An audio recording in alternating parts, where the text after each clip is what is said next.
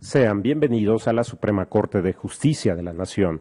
Les saluda José de Jesús Cruz y Baja y nos encontramos en su programa El Pleno en Vivo. Este día el Pleno del Tribunal Constitucional de nuestro país continuará conociendo de una contradicción de tesis, misma que se encuentra listada con el número 293/2011. Una contradicción de tesis de criterios entre los sustentados entre diversos tribunales del Poder Judicial de la Federación con el análisis de un tema fundamental en el caso que es los tratados internacionales en materia de derechos humanos y la relación que se establece con la Constitución Política de los Estados Unidos Mexicanos.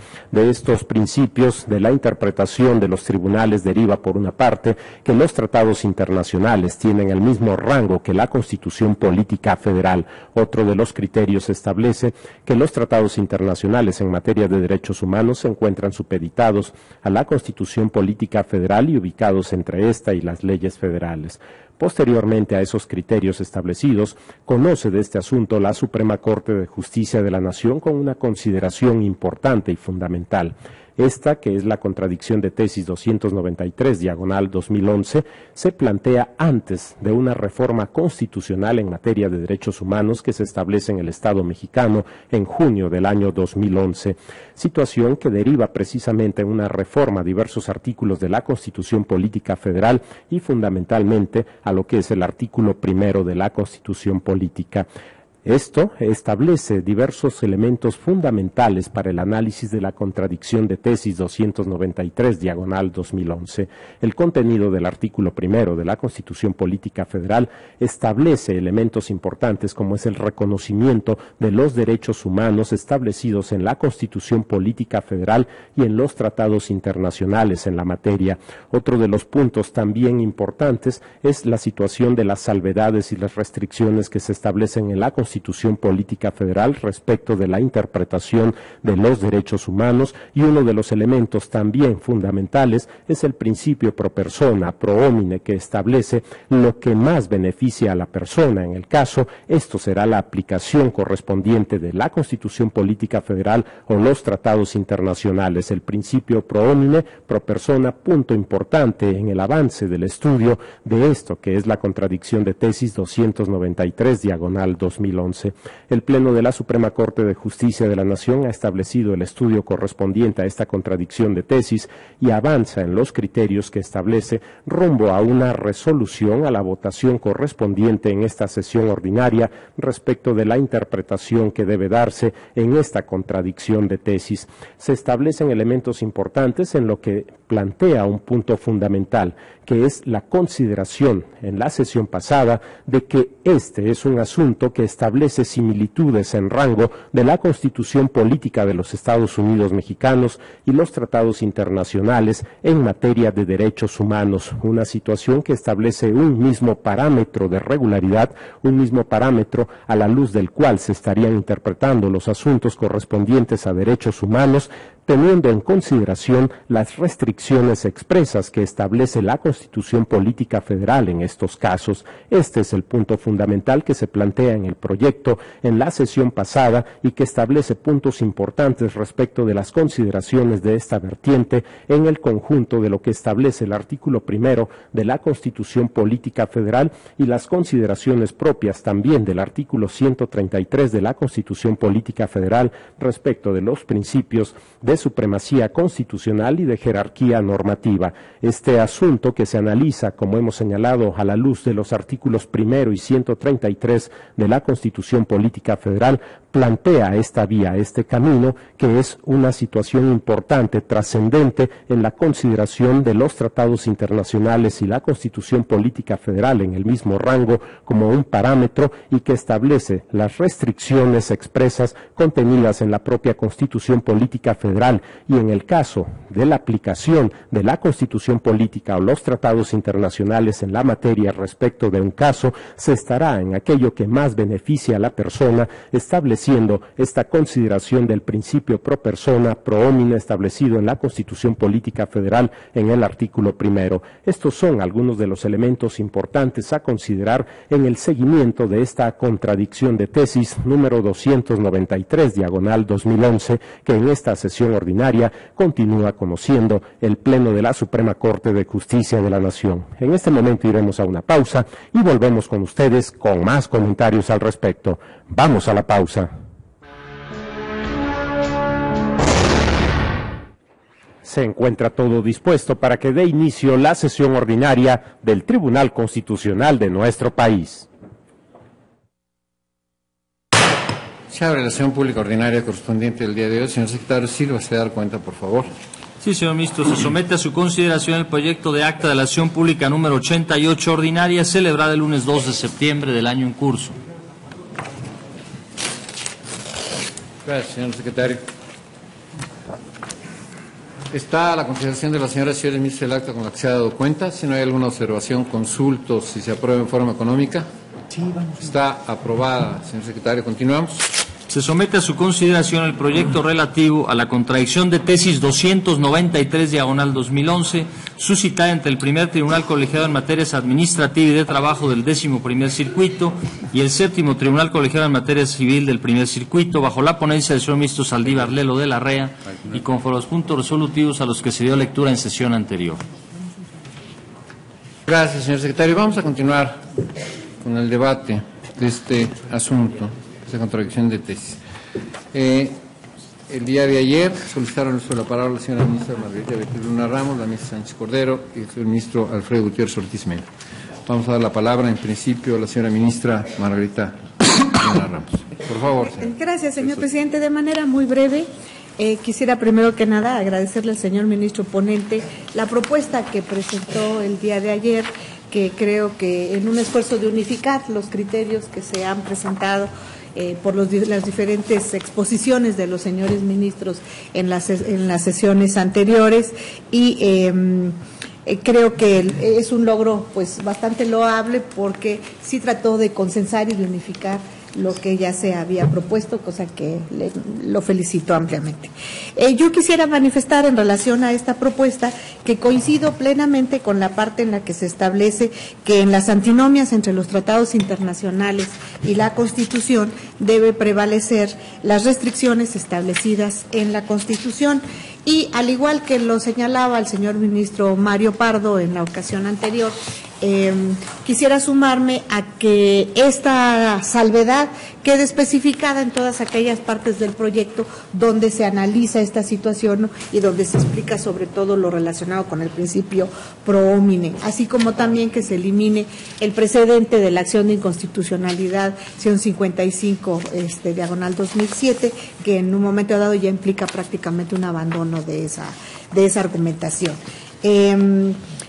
En lo que resta de las argumentaciones yo me separaría y formularé en el momento correspondiente el voto respectivo, pero quisiera manifestarme a favor en esta parte del proyecto. Creo que ya somos muy pocos los ministros que faltamos de manifestarnos. La gran mayoría ya ha estado de acuerdo, se hizo el recuento de 7 votos en una parte y 7 votos en otra. Entonces, simplemente para manifestar mi postura en esta situación. Gracias, señor presidente. A usted, señora ministra Luna Ramos. Señora ministra Olga Sánchez Cordero. Gracias, señor ministro presidente. Si me permiten, voy a tardar unos minutos en leer algún documento que he preparado para el día de hoy en relación a mi posición en esta contradicción de tesis. Señora ministra, señores ministros, el día de ayer, después de básicamente más de una semana que hemos discutido el tema relativo al lugar que ocupan los derechos humanos contenidos en tratados internacionales y que han expresado su postura ya varios de mis compañeros, varios señores ministros, ahora la señora ministra, todos con argumentaciones, sólidos sustentos e importantes en la construcción de un criterio sólido y contundente en aras de mejorar o de la mejor protección de los derechos humanos, y considerando además la seguridad jurídica, que es uno de los componentes esenciales de la alta responsabilidad que tenemos como jueces constitucionales, como intérpretes privilegiados de la Constitución, y ahora, a partir de la reforma en materia de derechos humanos de junio del 2011, también de los derechos humanos contenidos en los tratados internacionales de los que el Estado mexicano es parte, con el carácter de juzgadores del sistema. Como sostuve en mis diversas intervenciones de la semana pasada, mi posición original coincidía con el proyecto que presentó por primera ocasión el señor ministro Arturo Saldívar y, como lo manifesté en su oportunidad, con algunos matices. Después de analizar detenidamente básicamente las opiniones de la última semana y especialmente las manifestadas el día de ayer, me llevan a confirmar mi voto a favor del proyecto modificado que nos presenta el señor ministro Saldívar, en virtud de que comparto con algunas opiniones el carácter constitucional de las normas de derechos humanos contenidos en los tratados internacionales, pues como lo sostuve en diversas sesiones, especialmente al discutir el cuaderno Varios 912/2010, el criterio que inspira la reforma de junio del 2011 es de carácter material y no estrictamente formal. Esto es, la apreciación, la valoración, la integración y la aplicación de los derechos humanos de fuente nacional o de fuente internacional se rige por su contenido esencial y no por un nivel jerárquico. Sin embargo, comparto la existencia, llamémosle, de un bloque de derechos o pluralismo constitucional o masa de derechos humanos en los que se integran en el mismo rango la norma suprema y los provenientes de fuente internacional. Asimismo, en aquella ocasión me reservé mi derecho a formular voto concurrente y en esta ocasión lo hago también en lo que se refiere a los límites previstos en la Constitución como parámetro en torno al universo de los derechos humanos. Me explico. El día de ayer se expresó en este Pleno que el criterio modificado, en los términos de las modificaciones que en los alcances nos hizo llegar el señor ministro Arturo Saldívar, podría, en algunos medios inclusive se ha dicho, provocar una regresión en el contenido de la reforma constitucional en materia de derechos humanos y en lo que fue determinado por este Tribunal Pleno en el cuaderno Varios 912/2010 y en la acción de inconstitucionalidad que se citó varias veces el día de ayer, 155/2007. Desde mi óptica personal, estimo que la aportación de lo que se resuelva en este Pleno será un criterio que aporte a la definición, al alcance de la operación por parte de los juzgadores mexicanos en materia de derechos humanos, que no se opone a lo que anteriormente se ha sostenido por este alto tribunal, sino que, en mi parecer, se trata de precisiones necesarias. Es verdad que no las comparto del todo en cuanto a las consideraciones, pero de ahí a implicar, desde mi óptica personal, una regresión o contravenir la reforma en materia de derechos humanos, no lo estimo así, sino más bien estamos delineando el parámetro de regularidad de los derechos humanos en aras de una mejor y mayor protección sin perder la seguridad jurídica que en el Estado constitucional, democrático, social de derecho debería existir, especialmente en la consolidación de una conciencia liberal democrática. En lo particular, las razones de mi posición para coincidir con el proyecto que ahora nos presenta el señor ministro Saldívar parten del contenido del artículo 1 y del 29 y la distinción entre restricciones y suspensión de derechos con carácter general a través de reglamentos de carácter general e impersonal y los límites que cada derecho en particular pudiera tener, más bien los límites que el ejercicio de cada derecho en particular pudiera tener, como parte misma de su contenido y de su alcance, y que en todo caso será motivo de apreciación por parte de cada operador jurídico en cada caso concreto, en la valoración y en la ponderación que haga del derecho en conflicto o colisión de derechos, puesto que en el ejercicio de las reglas y principios se prevén tanto las atribuciones o concesiones jurídicas como también los límites. En otras palabras, la extensión, el contenido y los límites de cada ejercicio del derecho en particular forman parte de un todo. No creo que puedan ser desasociadas. Del párrafo 1 del artículo 1 de nuestra Constitución, advierto claramente que dicha norma constitucional refiere a restricción y o suspensión de los derechos que han sido reconocidos por la propia Constitución y en los tratados internacionales. Me parece que se debe partir de una nueva concepción de la norma fundamental en cuanto a que, a partir de el año del verano del 2011, reconoce los derechos humanos, a diferencia del texto anterior que establecía que eran otorgados.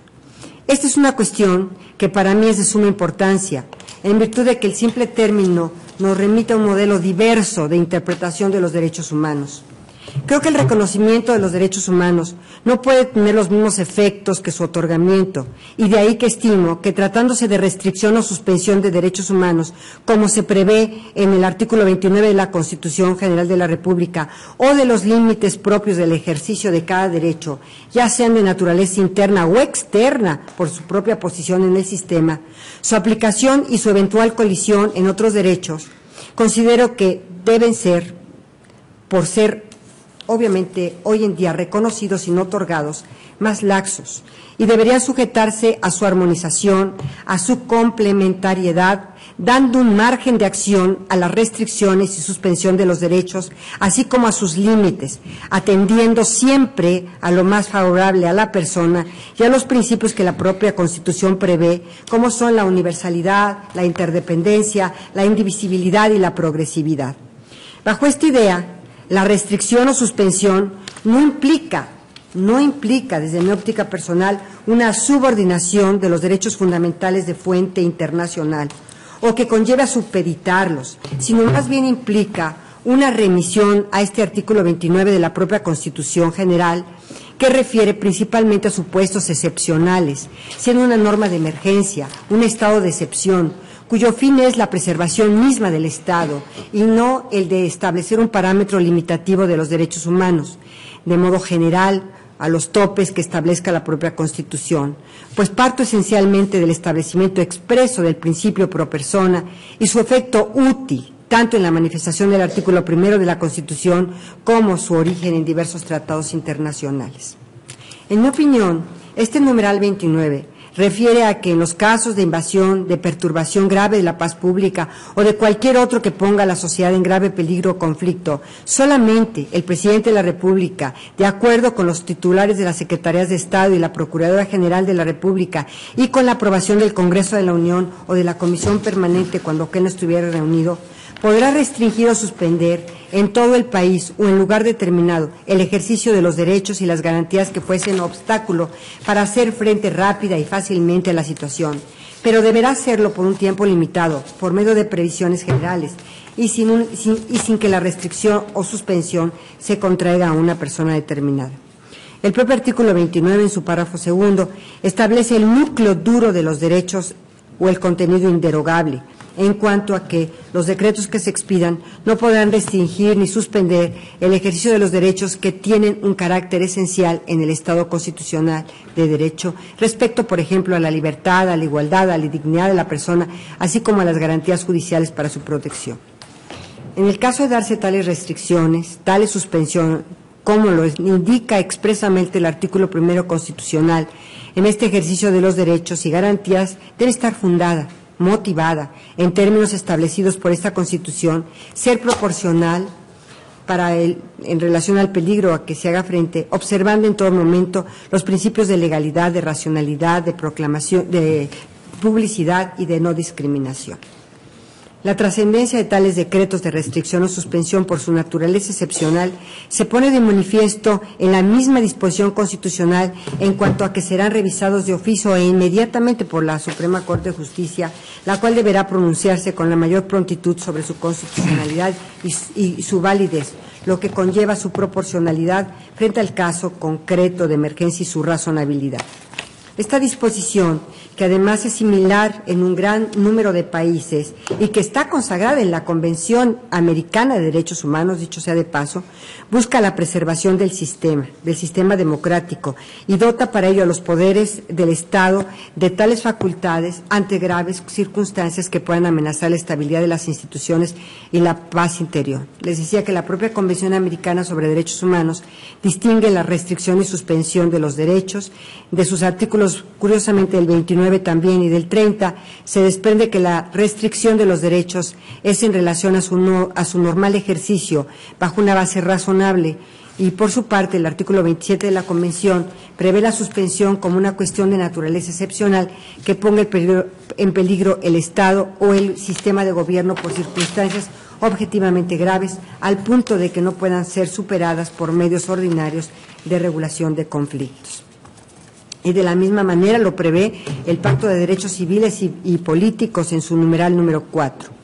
Bajo tal idea, me parece que los conceptos que emplea el artículo primero en la parte final del primer párrafo, consistentes en la restricción o suspensión de los derechos humanos, no se identifica como lo hace la Constitución, y como decía el ministro Saldívar el día de ayer, los derechos no son absolutos, su ejercicio tiene límites y tampoco los límites son absolutos. En cada caso particular, el operador jurídico, y en estas circunstancias en que se encuentren en conflicto o colisión, que pueda surgir entre ellos en su ejercicio, y no como una cuestión, como lo señalaba el mismo ministro el día de ayer, general, impersonal y abstracta de la norma, sino en cada caso concreto, la autoridad jurisdiccional deberá valorar las condiciones específicas y aplicar el método que en su arbitrio judicial considere, ya sea ponderando y bajo más estrictos criterios de razonabilidad y proporcionalidad en estricto sentido. Los límites, en este sentido, a diferencia de la restricción o suspensión de derechos humanos, pueden ser variantes internas o inclusive externas, siendo internas aquellas que expresamente prevé el mismo precepto y externas en relación con los demás derechos y su ejercicio, como lo ha sostenido en diversas ocasiones este alto tribunal. Y sobre esta cuestión, la primera sala se ha pronunciado, por ejemplo, en una tesis aislada de rubro y de texto, derecho a la vida privada. Su contenido es variable, tanto en su dimensión interna como en su dimensión externa. En lo que se refiere a la extensión y al contenido de los derechos humanos en su valoración por el aplicador nacional, a partir de un modelo de solución de colisión de derechos, como puede ser el juicio de ponderación, el análisis de proporcionalidad en sentido estricto o de razonabilidad y primordialmente el principio pro persona, conlleva lo que la doctrina de los tribunales internacionales ha denominado el margen de apreciación nacional, pues la integración de los derechos humanos de fuente internacional no implica de manera automática su primacía frente a los de fuente nacional o su aplicación irrestricta, pues precisamente la autoridad nacional cuenta con un margen de acción para determinar cada caso en particular. Este margen de apreciación nacional, como la doctrina ampliamente utilizada por varios tribunales internacionales lo sostiene, se traduce en una suerte de deferencia hacia las autoridades nacionales para que sean éstas las que decidan sobre una determinada cuestión. La aplicación de esta doctrina al ámbito de los derechos humanos ha supuesto la concesión de cierto margen de actuación a las autoridades nacionales, que serían las encargadas de resolver determinadas vulneraciones de derechos humanos en aquellos casos en los que el Tribunal Internacional correspondiente considera que los órganos internos estarán mejor posicionados e informados que el propio órgano internacional para resolver la cuestión litigiosa.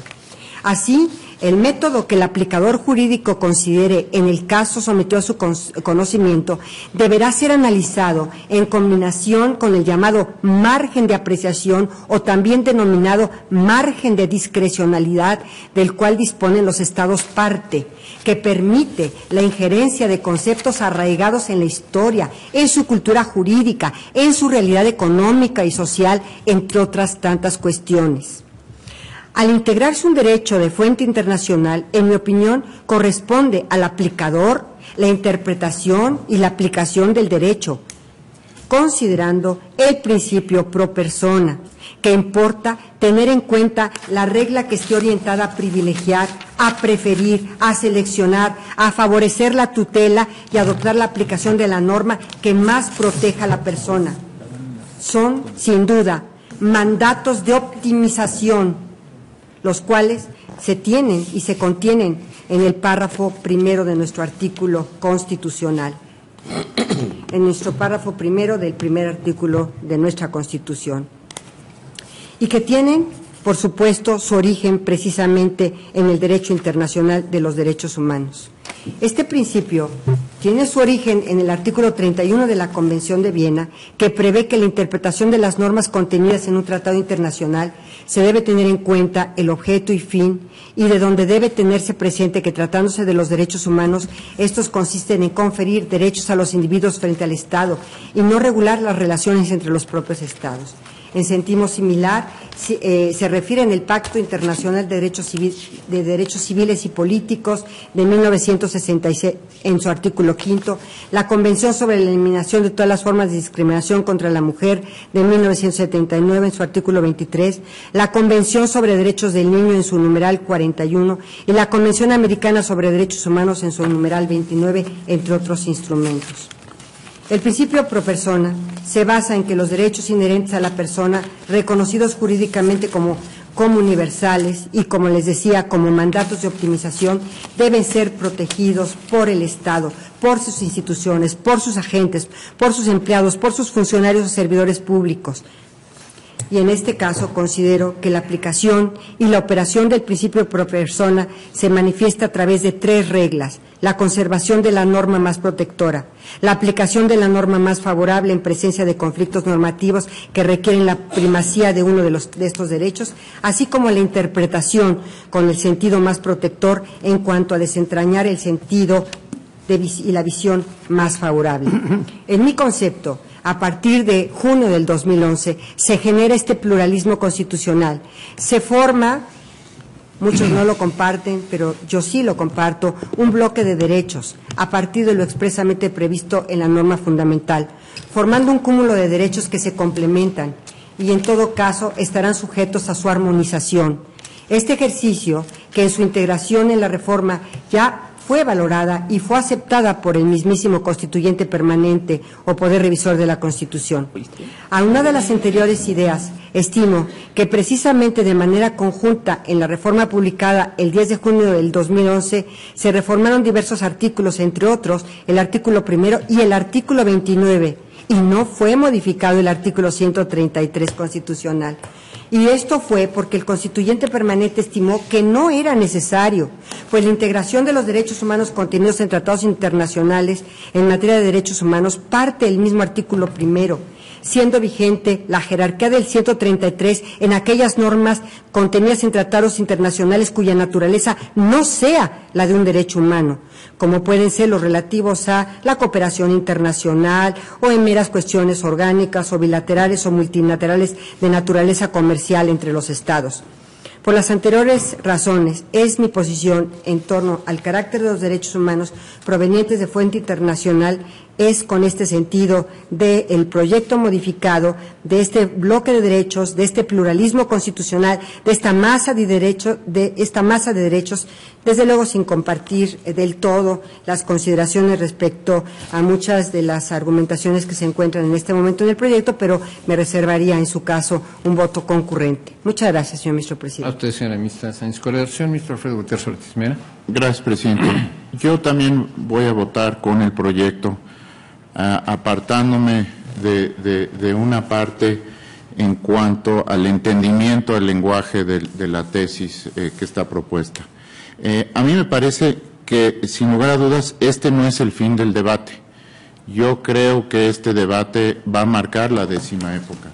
Me parece que es una plataforma de entendimiento inicial y común. A mí me parece que falta debatir, por ejemplo, si esas restricciones son reglas de subsunción o si son reglas de ponderación. Desde mi punto de vista, son reglas de ponderación de principios constitucionales. Por eso yo no veo una contradicción en esta tesis. A mí me parece que desde la óptica de un principio de ponderación de principios constitucionales, lo que se está buscando ponderar, por un lado, es la protección a los derechos humanos y por otro lado es el principio democrático, es decir, a dónde puede un pueblo organizado en un sistema democrático bajo un principio de autodeterminación marcar las restricciones a los ejercicios de esos derechos humanos. Y creo que esa es parte de la ponderación que caso por caso se va a ir decantando por este alto tribunal.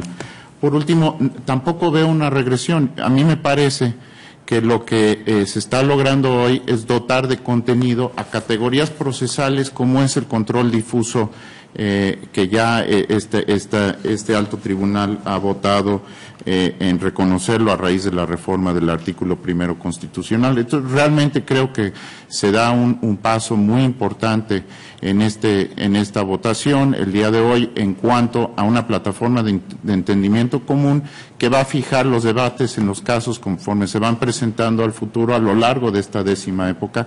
Por ese sentido, yo votaré a favor del proyecto, a favor de la tesis, reservándome en cuanto a mi entendimiento de la norma las restricciones de la Constitución no como reglas de subsunción, sino como reglas de ponderación de principios constitucionales. Gracias, presidente. A usted, señor ministro Alfredo Gutiérrez Ortiz Mena. Bien, en esta secuencia de participaciones me tocaría a su servidor dejar mi posición en este tema.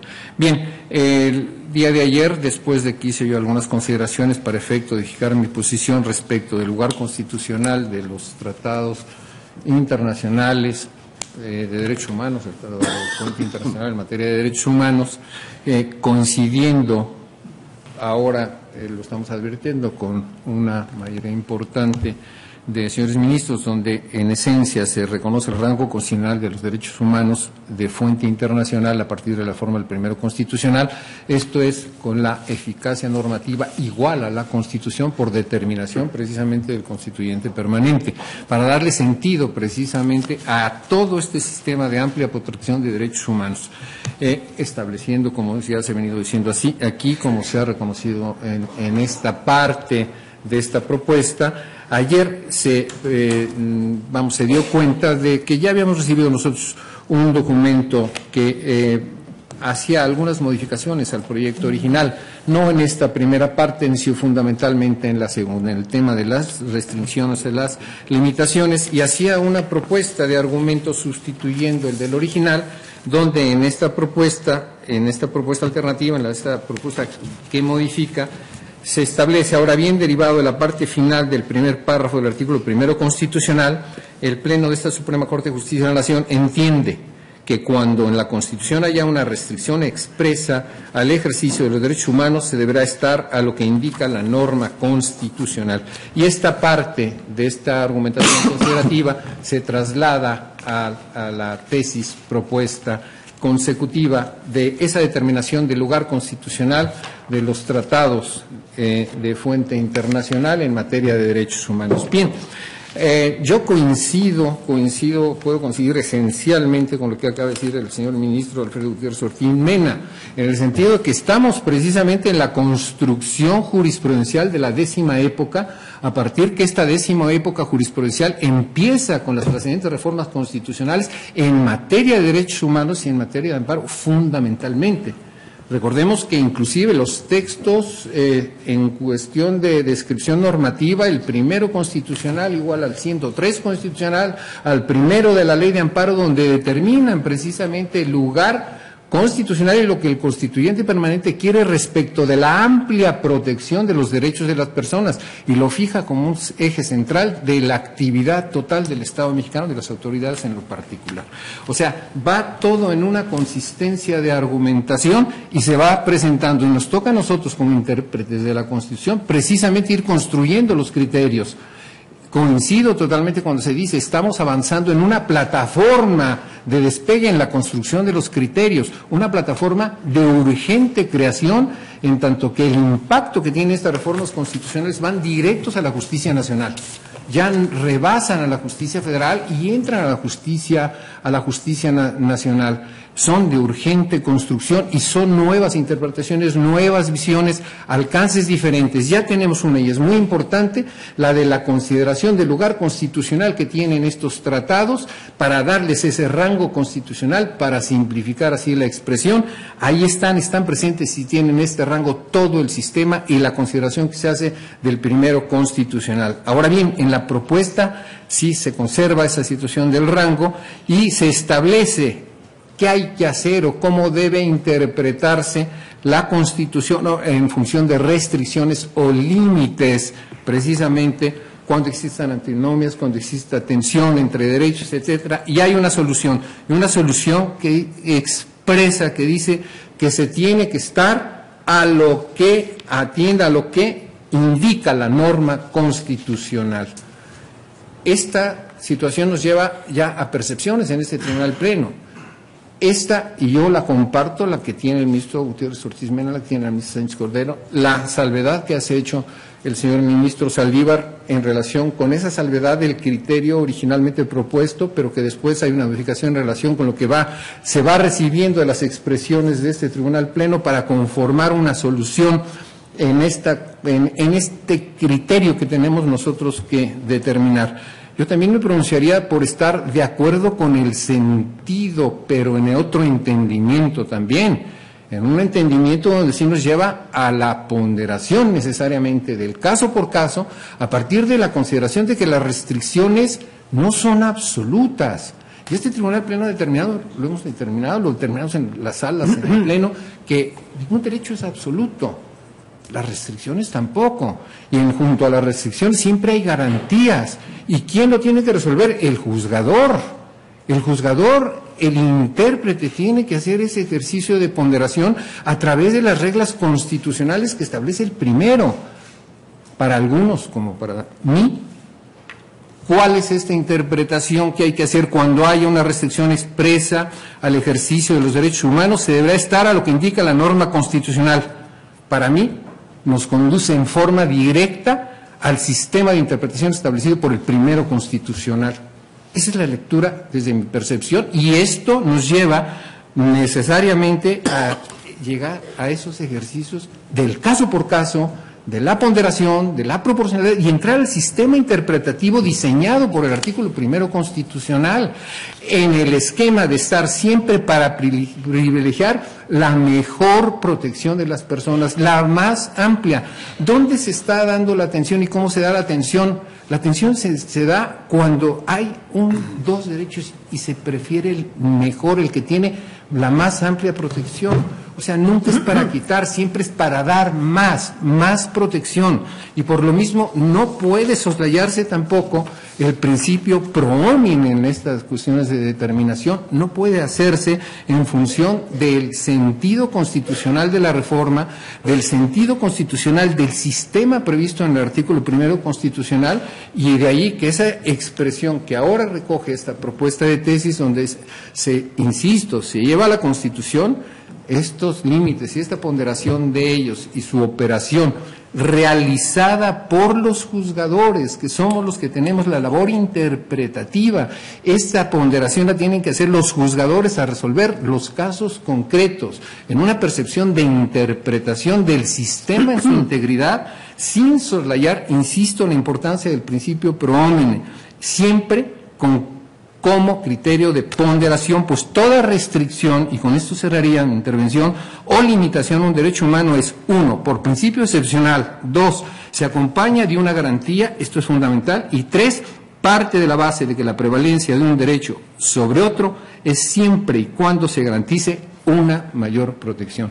En esta propuesta que hace el criterio del ministro Saldívar, es la lectura, el entendimiento, que estamos en eso, en el congeniar la forma de entender la reforma constitucional para que funcione en su intención. Aquí se habló también de un finalismo de la reforma, de un direccionamiento, sí, a todas las autoridades del Estado mexicano, a todos, la amplia protección de los derechos humanos de la manera más efectiva para que esto funcione. Esto me llevará a mí, en principio, estar de acuerdo con la propuesta modificada que ahora se hace, en tanto rescata el rango constitucional de los derechos humanos de tratados internacionales, y segundo, el entendimiento que desde mi perspectiva se da a este tratamiento de las restricciones con base en la Constitución, ¿sí? ¿Dónde? En principio en el primero constitucional, y de ahí a donde den, porque sí sabemos, hay otras restricciones constitucionales, pero siempre se habrán de ponderar. El arraigo se tendrá que ponderar con otros derechos. El cateo se tendrá que ponderar con otros derechos. Ahí tenemos, y lo que ofrezca mayor protección a los derechos de las personas tendrá que ser el criterio imperante. Yo en ese sentido habré de pronunciarme en esta propuesta alternativa y en este tema de la propuesta del proyecto. Señor ministro ponente. Gracias, señor presidente.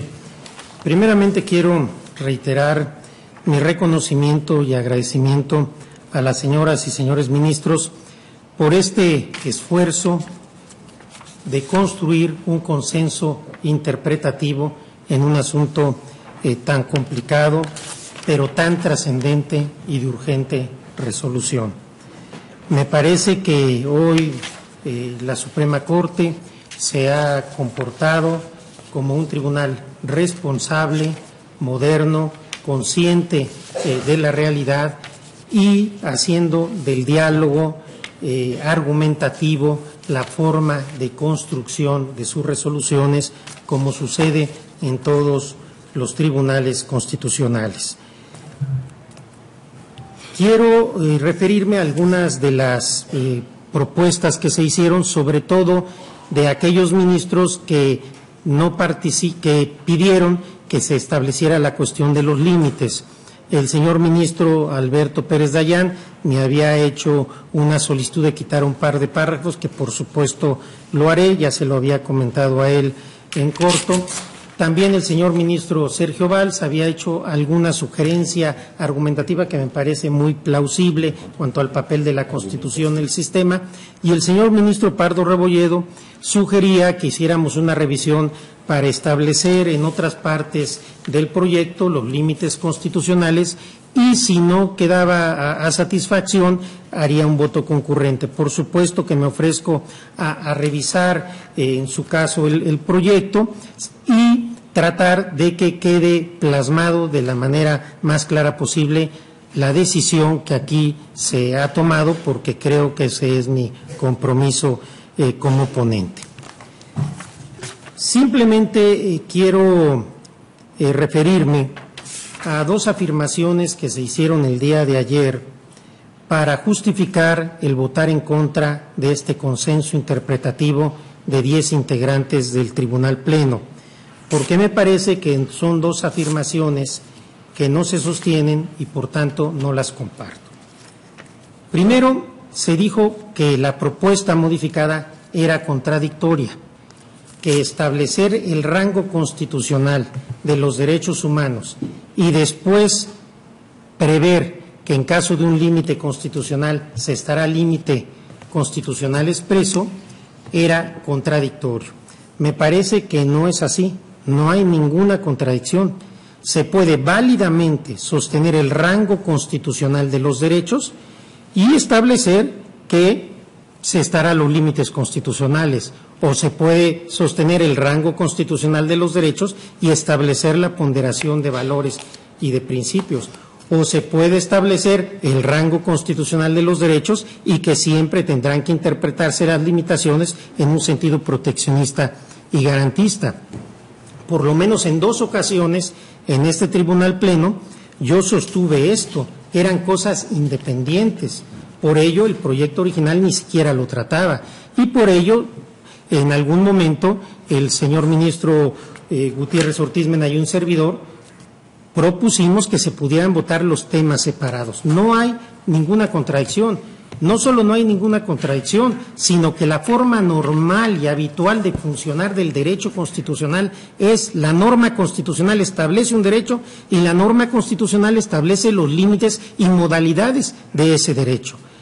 Aunque en mi opinión, como dije, yo me aparto de esta interpretación mayoritaria que se va a tener en la decisión, lo cierto es que es una interpretación válida jurídicamente, legítima, y no solo eso, sino que es la interpretación que funciona mayoritariamente en los sistemas constitucionales. Se puede compartir o no, pero me parece que eso no autoriza a decir que hay una contradicción. Si los derechos humanos de fuente internacional tienen rango constitucional, de aquí se pueden tomar distintas decisiones interpretativas en cuanto a los límites.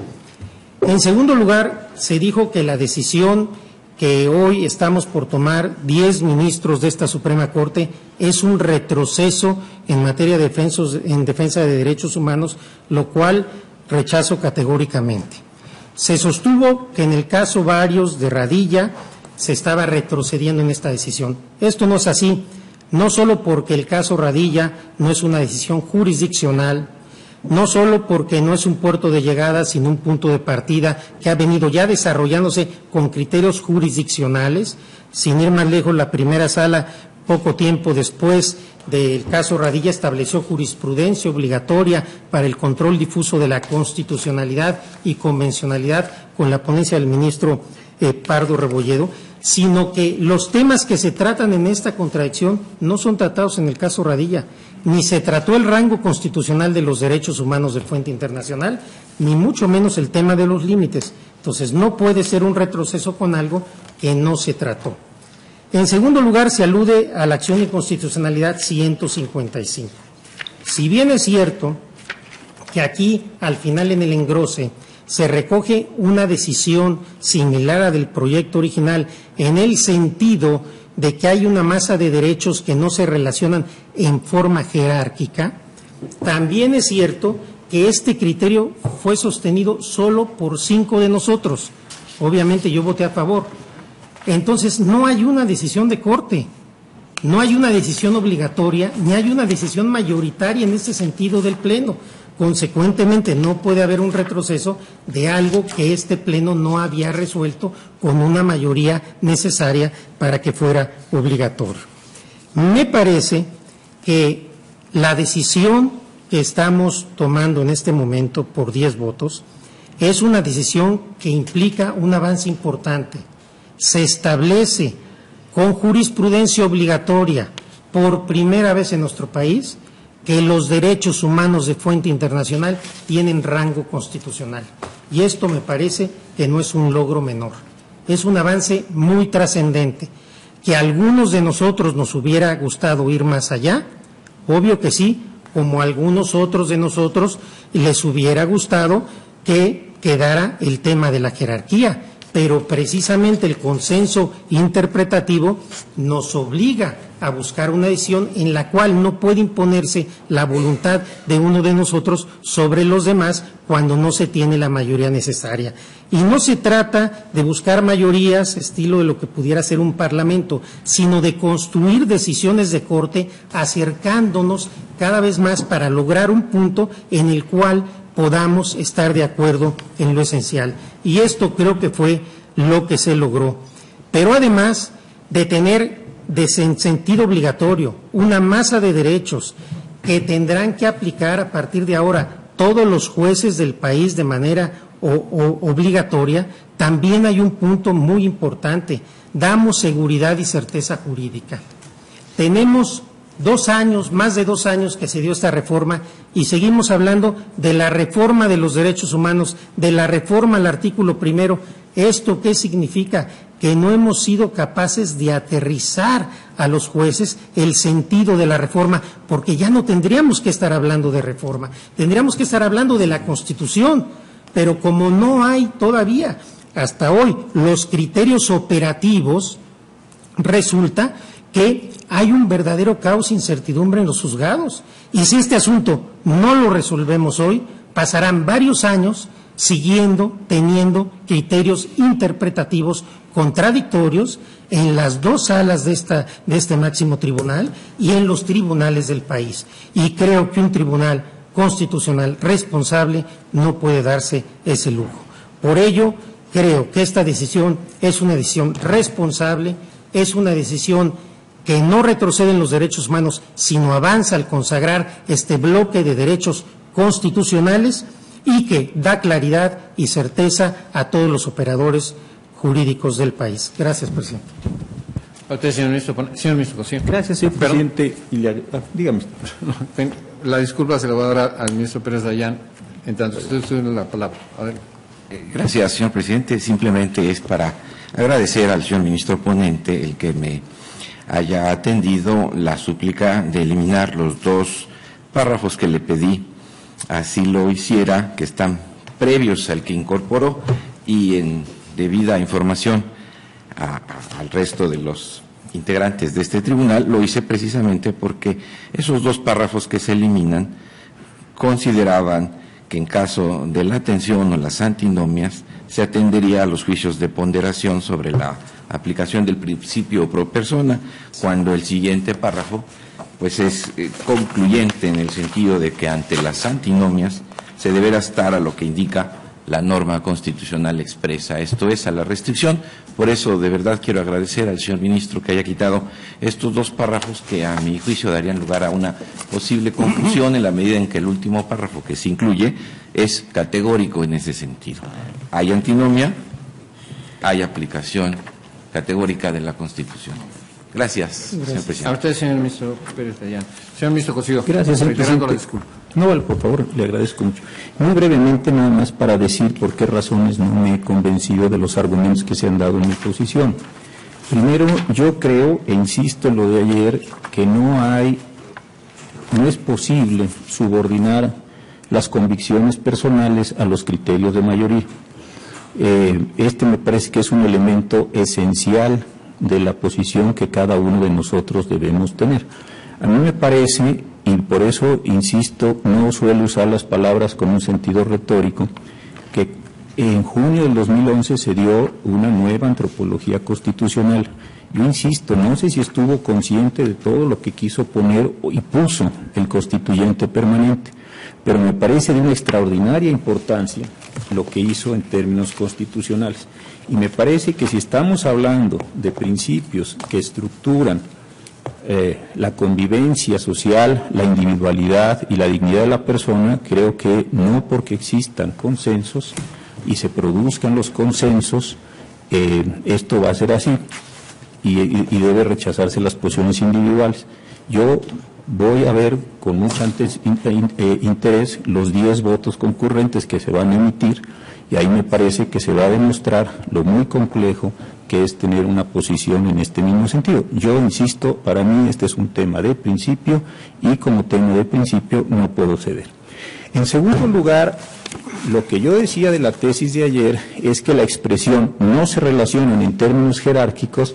Sí me sigue pareciendo que el proyecto tiene un problema aquí. ¿Por qué? Porque sí hay una relación jerárquica. Las normas que están en un mismo ordenamiento normativo, sea esto un código, una ley o una constitución, tienen distintas formas de resolución de sus relaciones. La norma posterior prevalece sobre la anterior, la norma especial prevalece sobre la general y así sucesivamente. Yo no puedo encontrar cómo este concepto de no se relacionan en términos jerárquicos, entendiendo que cuando en la Constitución hay una restricción expresa al ejercicio de los derechos humanos, se deberá estar a lo que indica la norma constitucional. Algunos de los señores ministros propusieron desde el comienzo que esto era un tema de jerarquía, y yo creo que tienen razón, es un tema de jerarquía. Hay una prevalencia de una disposición constitucional respecto de estas cuestiones, y que son las convencionales, que después se pueden hacer ejercicios de ponderación, sí, pero se hacen a partir de una regla que está determinando la posición, no voy a decir jerárquicamente superior, aunque para no contradecir, pero sí de prevalencia en este mismo sentido, y creo que aquí sí hay un problema desde mi punto de vista para esos casos. Por otro lado, el principio de pro persona, derivado de este mismo punto de vista, ya no es tan universal. El principio de pro persona prevalecerá en aquellos casos en los que la Constitución lo haya determinado, que también es la posición de un número muy importante de los señores ministros. Entonces, creo que es bastante, al menos para mí, y lo digo con mucho respeto, simple entender que si tengo por un lado derechos constitucionales y de otro lado tengo derechos convencionales y van a prevalecer los derechos, las restricciones, limitaciones que tengan los derechos constitucionales, el principio de pro persona ya no juega como un equilibrador o como un universalizador, si cabe esta expresión, sino tiene una posición prioritaria, ni siquiera hablo de jerárquica, respecto a los derechos convencionales. Por otro lado, yo también, perdón que lo diga, sí creo que hay un retroceso, no porque 10 de los compañeros a los cuales respeto muchísimo en sus opiniones, como no podría ser de otra manera, creo que lo hay. El caso Radilla, podríamos citar los párrafos en los cuales se está dando una articulación del principio pro persona, y hay un punto. El caso de la acción de inconstitucionalidad 155 tiene una votación de 6 ministros, que se expresó de esa manera. Y lo que aquí sí me importa mucho destacar es que tanto el ministro Pardo como la ministra Luna expresamente pidieron, y entiendo que se aceptó, que se retirara esto como un precedente, en tanto dijeron ellos que se ha superado. Si 2 de los señores ministros y algunos otros probablemente piensan que lo que hicimos en este asunto es superar lo determinado en el precedente de la acción 155, pues yo entiendo que aquí sí hay una situación de superación. Y por otro lado, también lo digo con el mayor respeto, no creo que haya un caos a nivel jurisdiccional nacional en estos temas. Yo creo que son procesos normales de cualquier orden jurídico que se está transformando, y el nuestro se ha transformado sustantivamente. No creo que exista este caso, y por otro lado, pues existen otras posibilidades de determinar esas cuestiones. Por estas razones, señor presidente, y agradeciendo los esfuerzos que en su momento hizo el señor ministro Saldívar para incorporar, insisto, mis tesis en su primer proyecto, yo voy a votar en contra, porque esta es mi convicción personal. Muchas gracias. A usted, señor ministro Cosío. Bien, si no hay alguna otra intervención, vamos a tomar la votación en relación con esta parte del proyecto. Es la primera, y vamos a pedir el voto a favor o en contra. Ya cada uno tiene la libertad, si quiere hacer alguna expresión, justificación, que ya la ha hecho, pero si quiere reiterarla, actuamos con toda esa libertad. Tomamos votación, secretario, a favor o en contra de la propuesta modificada del proyecto. Sí, señor ministro. Señor ministro Gutiérrez Ortiz Mena. A favor de la propuesta modificada, reservándome el derecho a formular un voto concurrente. Señor ministro Cosío En Díaz. contra, y formularé voto particular. Señor ministro Luna Ramos. A favor de la parte respectiva en la que se acepta la prevalencia de la Constitución, y me aparto del resto. Señor ministro Franco González Salas. A favor, y como lo dije desde mi intervención anterior, formularé un voto también para dar y extender las consideraciones que expuse aquí, que no coinciden con el proyecto. Gracias. Señor ministro Oliva Ledo de la Rea. El proyecto modificado en el entendido de que haré un voto aclaratorio y concurrente para explicar el consenso al que se llegó y por qué voto en este sentido, a pesar de que en los límites tengo un criterio distinto. Señor ministro Pardo Robledo. A favor del proyecto modificado en este punto, reservándome el derecho de algún voto concurrente una vez que tenga a la vista el engrose, el cual yo suplicaría pudiera ser circulado antes de su firma. Señor ministro Aguilar Morales. También yo voto a favor de la propuesta, como lo señalé, con algunas reservas respecto de las consideraciones, y en su caso realizaré un voto concurrente al respecto. Señor ministro Valls Hernández. A favor, reservándome el derecho de hacer voto concurrente. Señor ministro Sánchez Cordero. También a favor del proyecto modificado, reservándome mi derecho a voto concurrente en la materia de los límites. Señor ministro Pérez Dayán. A favor del proyecto modificado que reconoce la prevalencia constitucional. Señor ministro presidente Silva Mesa. A favor de la propuesta modificada del proyecto, con la reserva también de hacer un voto concurrente, donde precisamente aclararemos nuestra posición de entendimiento constitucional del texto propuesto.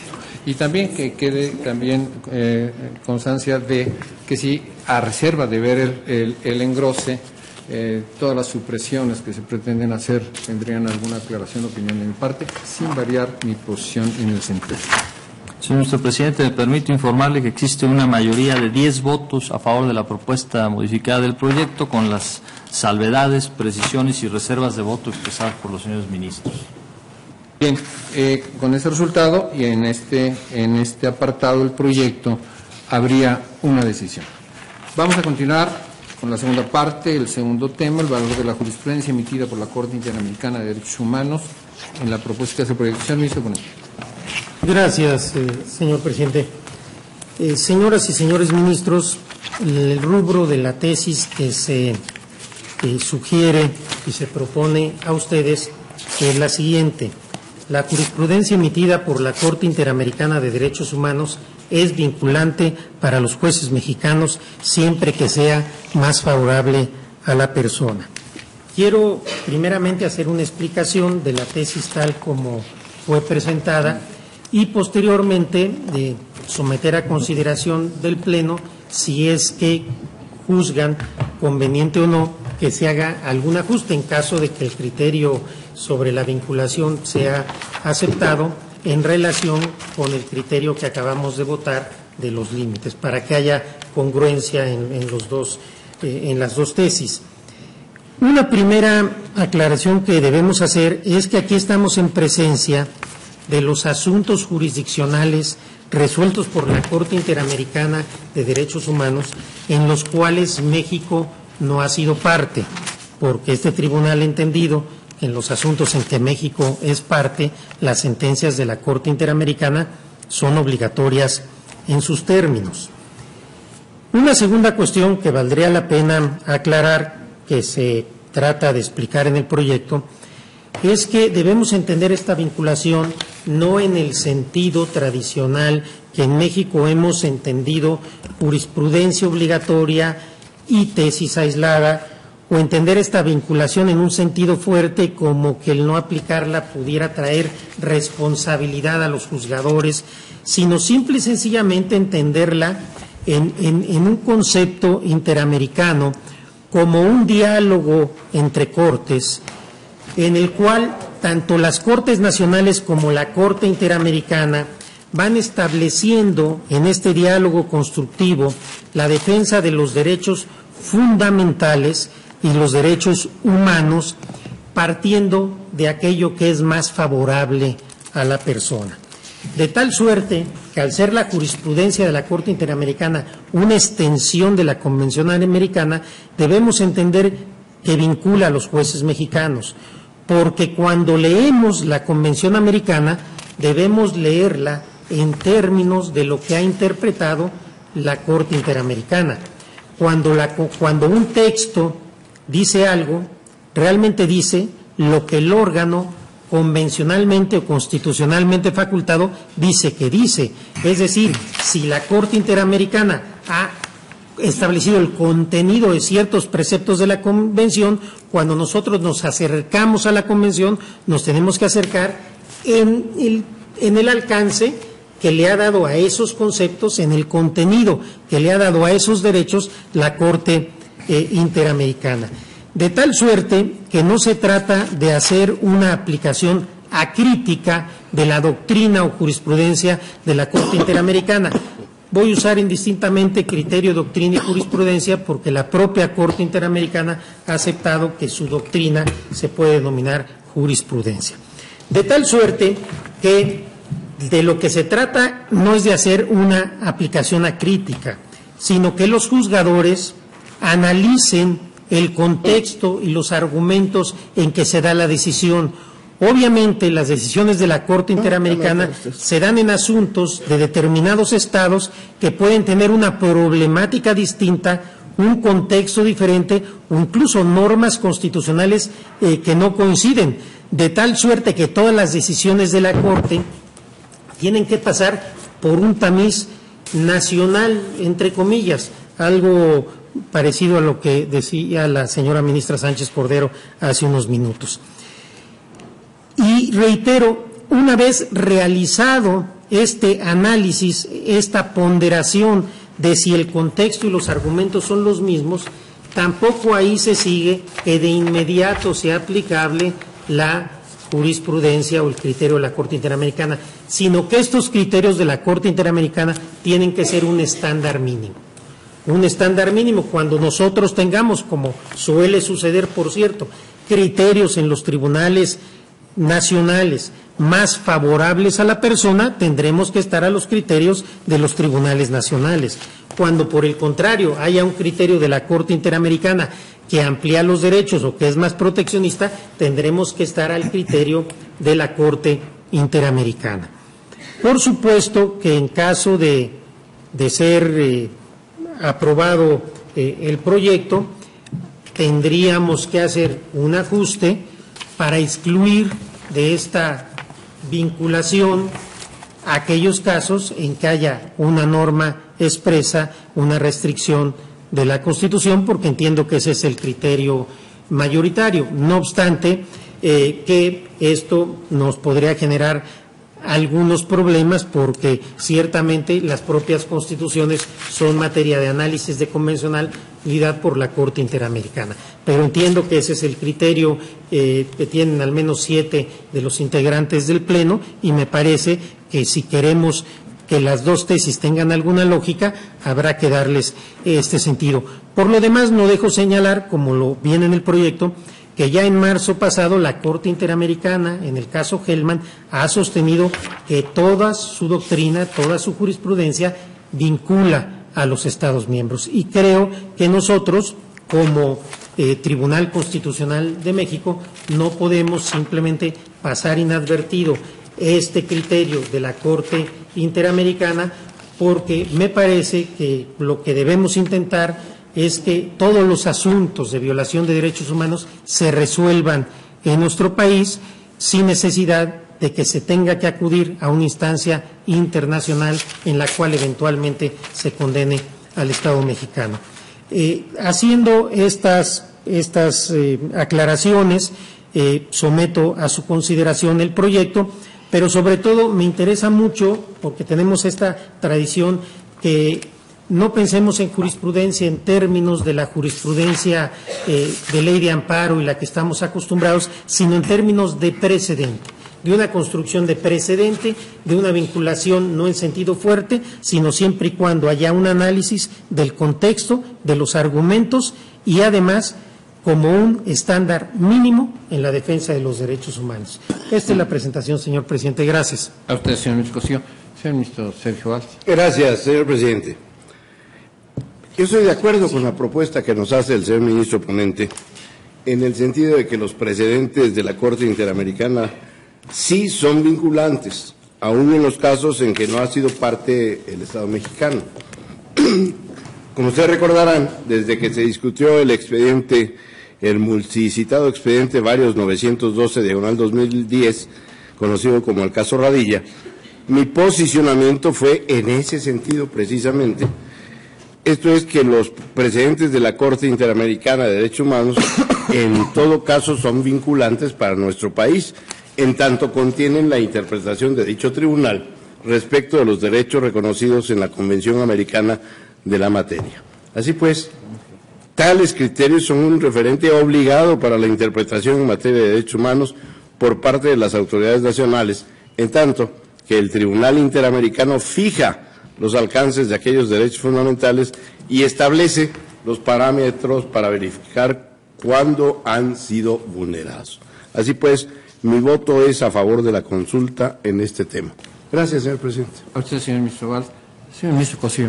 Gracias, señor presidente. Al referirnos a los temas anteriores, yo ya había anunciado cuál va a ser el sentido de mi votación, simplemente lo quiero dejar claro.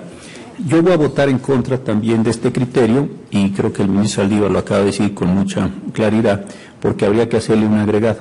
Yo decía la vez pasada, en estos días, que el rubro completo tendría que leerse así: la jurisprudencia emitida por la Corte Interamericana de Derechos Humanos es vinculante para los jueces mexicanos siempre que sea más favorable a la persona, salvo que en el caso exista una disposición constitucional que establezca una restricción expresa. Yo no puedo compartir este punto de vista. A mí me parece que el principio pro persona no es un mínimo, es un criterio de maximización interpretativa de los derechos humanos, y creo que esa tesis con este agregado, que es la consecuencia natural de lo que se acaba de votar, a mi parecer no es lo que se desprende de nuestro artículo primero constitucional, y consecuentemente por esto votaré en contra. Quiero aclarar, yo estaba también de acuerdo con el rubro originario, es vinculante para los jueces mexicanos siempre que sea más favorable a la persona, punto. Si hasta ahí estuviera la tesis, como estaba originalmente planteada, yo hubiera estado de acuerdo con el proyecto, pero con los cambios que se le han hecho y como mera consecuencia de ello, estoy en contra de esta propuesta. Gracias, señor presidente. A usted, señor ministro Cosío. Continúa. Señor ministro Alfredo Gutiérrez. Gracias, presidente. Yo estoy absolutamente de acuerdo con el proyecto. Yo considero que el juez debe de hacer una referencia, un análisis, un acercamiento hacia los pronunciamientos que hace la Corte Interamericana, sea México parte de ella o no, me parece que forma parte de la institucionalización de los derechos humanos y me parece que guarda absoluta coherencia con lo que se acaba de votar, precisamente porque estamos ante una situación de diálogo con la Corte Interamericana y fomentando la institucionalización de los derechos humanos. Gracias, presidente. A usted, señor ministro. Continúa la discusión. Señor ministro Alberto Pérez Dayán.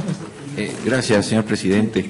Sin dejar de reconocer las profundas reflexiones que llevan al criterio que se somete a la consideración de este honorable Pleno y cuya conclusión es precisamente la que apunta la tesis propuesta en el sentido de que la jurisprudencia es vinculante para los jueces mexicanos, en tanto sea más favorable a la persona. Quisiera recordar que esta es la consecuencia o está altamente vinculado con la decisión que se acaba de tomar. Y en la decisión que se acaba de tomar se ha reflejado un criterio mayoritario muy claro, y es precisamente el que ha apuntado el señor ministro Cosío. Antes de llegar a esto, solo quisiera expresar que no es fácil ni creo que sea conveniente disasociar lo que nosotros hemos entendido como jurisprudencia respecto de los precedentes que se dictan al resolver cada caso por parte de la Corte Interamericana.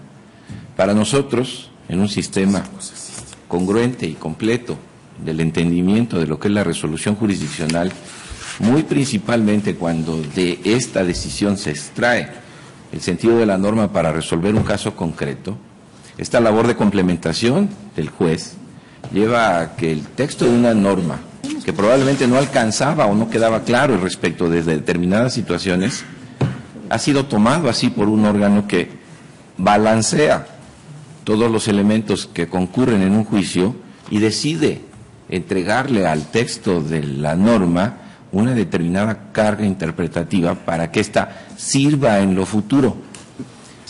Y su vinculación para con los demás órganos jurisdiccionales surge esencialmente de la reiteración que de ellos se haga. No desconozco la existencia de un sistema de contradicción de tesis que también nos lleva a un criterio interpretativo vinculatorio para los restantes órganos jurisdiccionales. Pero desde luego el tema de la jurisprudencia implica necesariamente una jerarquía. Y es la jerarquía que da orden a las decisiones jurisdiccionales. De ahí que cualquier precedente que se vuelva obligatorio se generará en función de que será acatado por quienes quedan debajo de ella. En esa medida, no puedo entender si no hay una relación de jerarquía entre la Corte Interamericana y esta Suprema Corte o cualquier otro órgano jurisdiccional de este país, como para entender que esta vinculación y obligatoriedad tendría que darse en forma plena. Yo por eso entiendo que, como en su momento se dijo, los criterios son orientadores y en esa medida cada quien tomará de ahí lo que le convenza. Sin embargo, quiero distinguir que cuando la Corte ha juzgado un caso en donde se implica al Estado mexicano, ya no es necesariamente un tema de vinculación jurisprudencial, es el acatamiento de una sentencia que ha determinado un contenido específico a un precepto de la Convención y lo ha aplicado a un caso concreto. De ahí que entonces no estamos en un tema de jurisprudencia, simplemente es el acatamiento de un fallo cuyo contenido es la sustancia de lo que habrá que cumplir. Pero entender jurisprudencia solo con el dictado de un precedente que se ha generado incluso en condiciones muy específicas del caso que lo generó, de la legislación que tendría que haberse ocupado, de la actitud que haya tomado cada Estado respecto de lo mismo, y de ahí desprender que es obligatorio para todos los signantes, me genera un trecho que no puedo recorrer. Insisto, el tema de la vinculación obligatoria supone necesariamente un aspecto de jerarquía.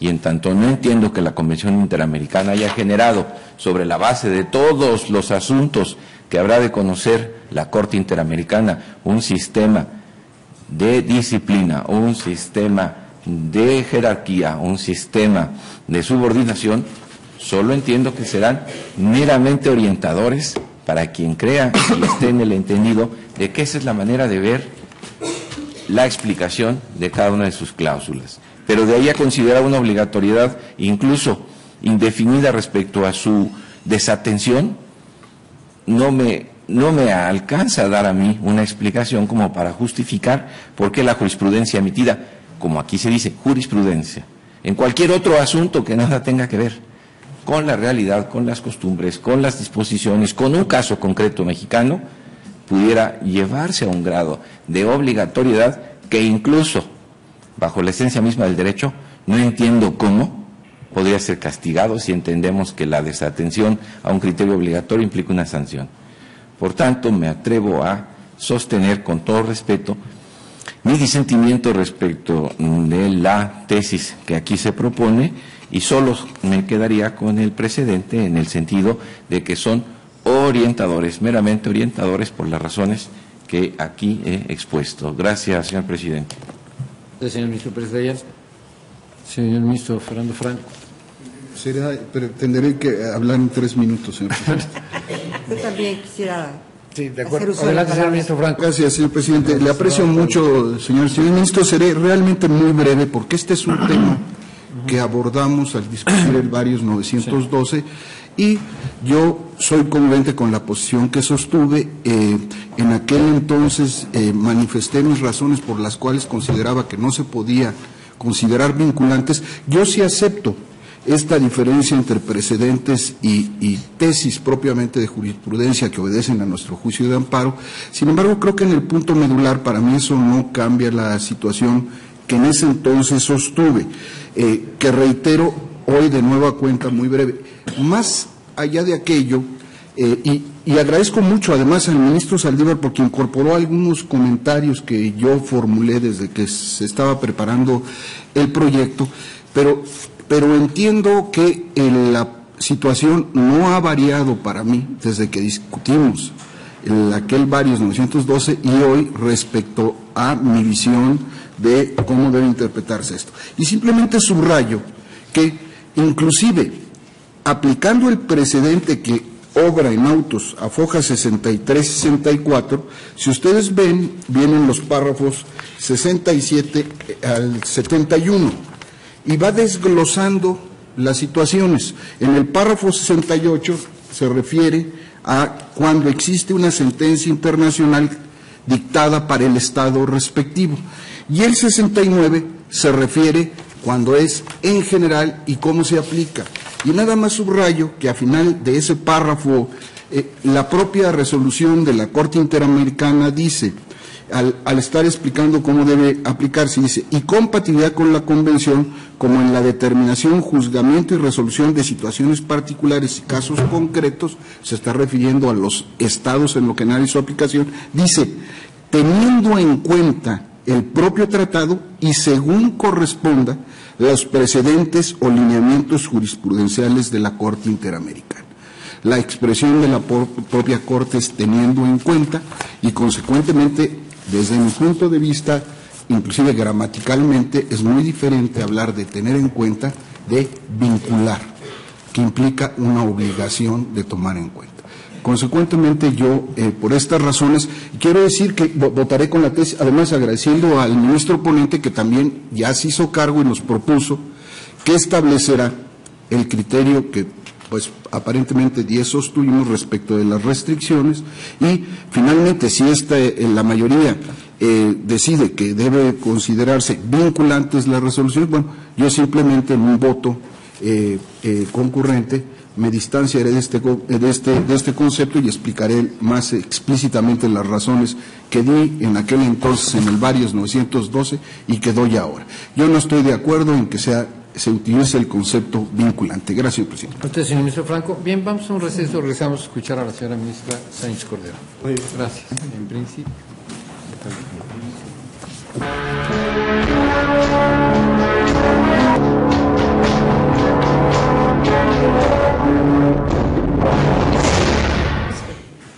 Ya casi para salir, el señor ministro Fernando Franco me pide la palabra para hacer una aclaración precisamente de su participación.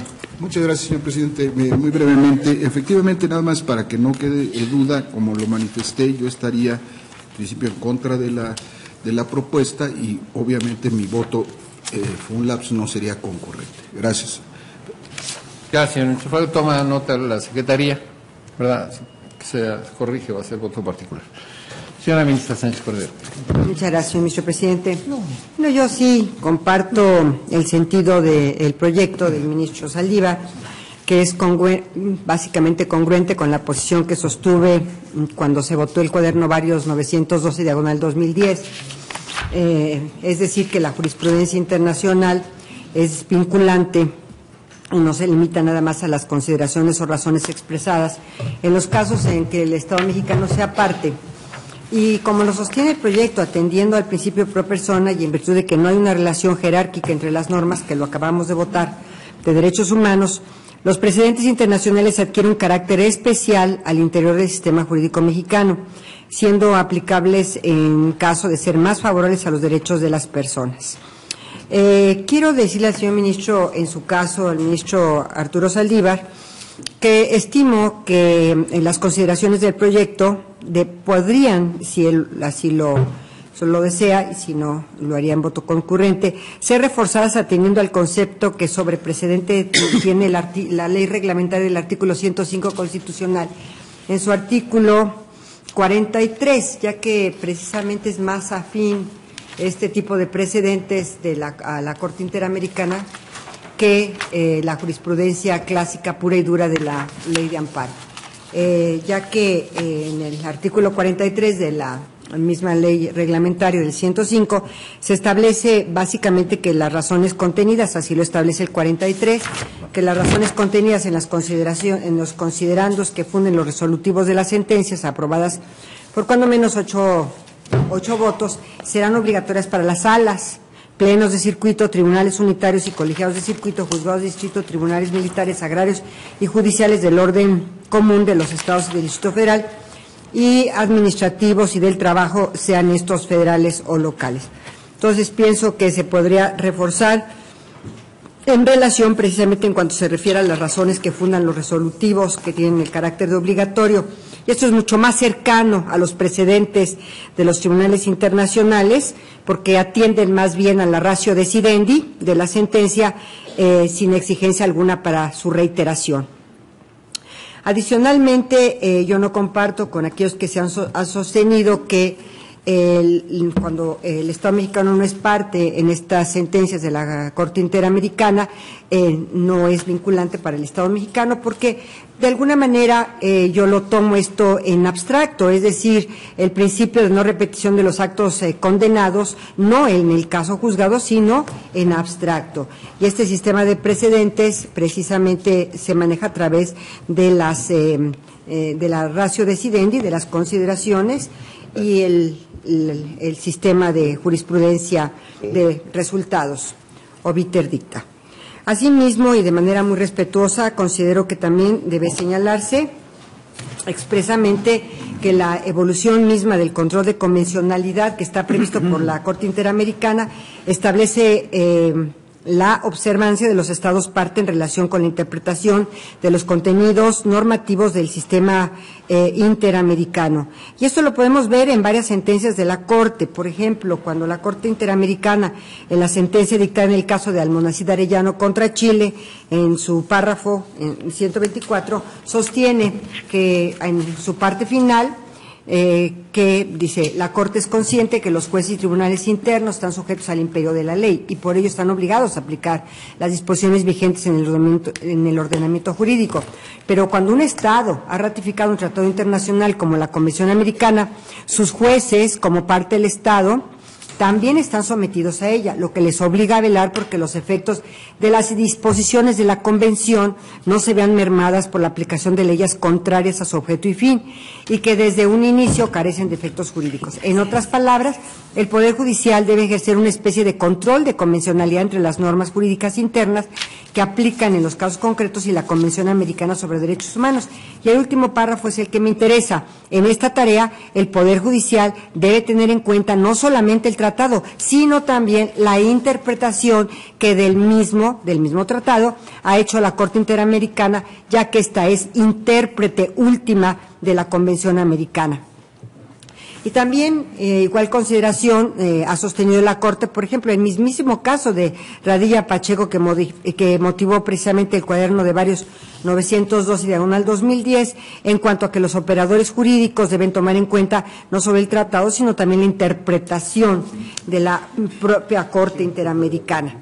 Incluso me parecería oportuno señalar que sería acudir a lo que ya determinó también la Corte Interamericana en el caso Cabrera García y Montiel Flores, también condenando al Estado mexicano sobre este control de convencionalidad y específicamente en su párrafo 225 en cuanto a que el alcance del control de convencionalidad para el caso de México se extiende no solo a los juzgadores sino a todo aquello vinculado con la Administración de Justicia. Por último, de mi exposición anterior también quisiera yo manifestar que de igual forma, en el ejercicio de los operadores jurídicos que deberán realizar para el efecto de determinar el precedente aplicable, considerando lo más favorable a la persona, considero también que debe establecerse que a partir del margen de apreciación por dichos operadores jurídicos para determinar la aplicabilidad y en su caso definir cuál de ellas prima. Esta doctrina del margen de apreciación, principalmente desarrollado por el Tribunal Europeo de Derechos Humanos, y ya básicamente la Corte Interamericana también está haciendo algunos pronunciamientos sobre este margen de apreciación, que consiste en la apreciación de las cuestiones de orden moral, ético, cultural, histórico, social, económico, propio de cada comunidad, y también las relativas a la seguridad nacional y al orden público para efecto de la aplicación de la jurisprudencia, o yo diría de los precedentes contenidos provenientes de esta fuente internacional.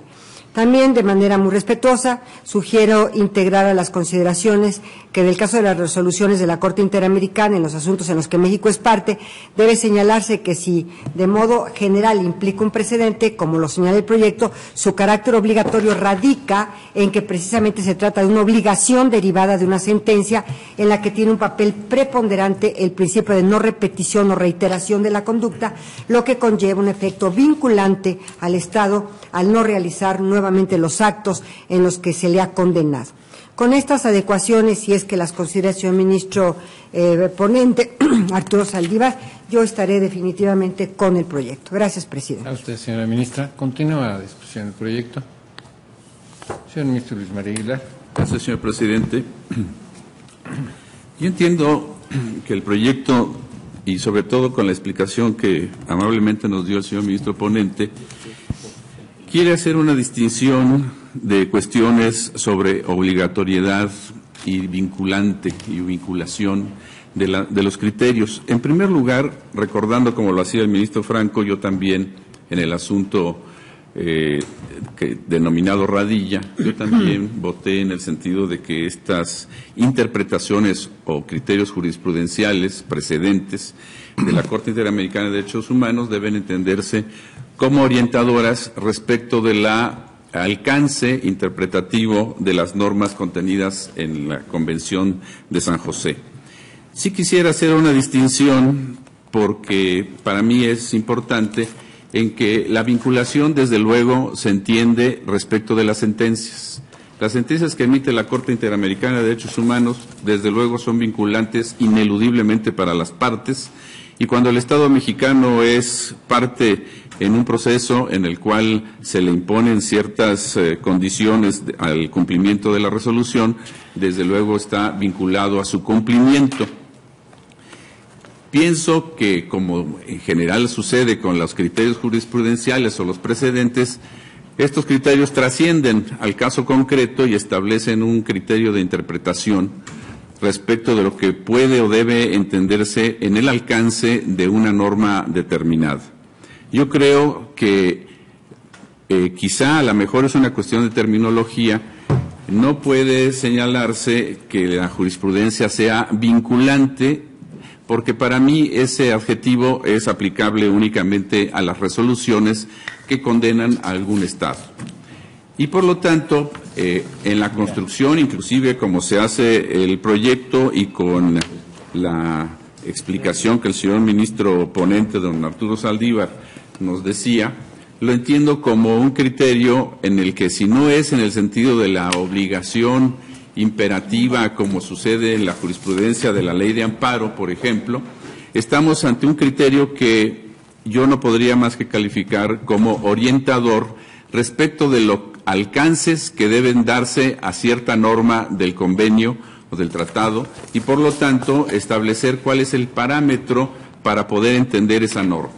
Desde ese punto de vista, yo reiteraría mi criterio en el sentido de que estos criterios, aún los que derivan incluso de las sentencias vinculatorias para el Estado mexicano, son criterios de interpretación que son orientadoras para futuras cuestiones o aplicaciones de las normas contenidas en el tratado.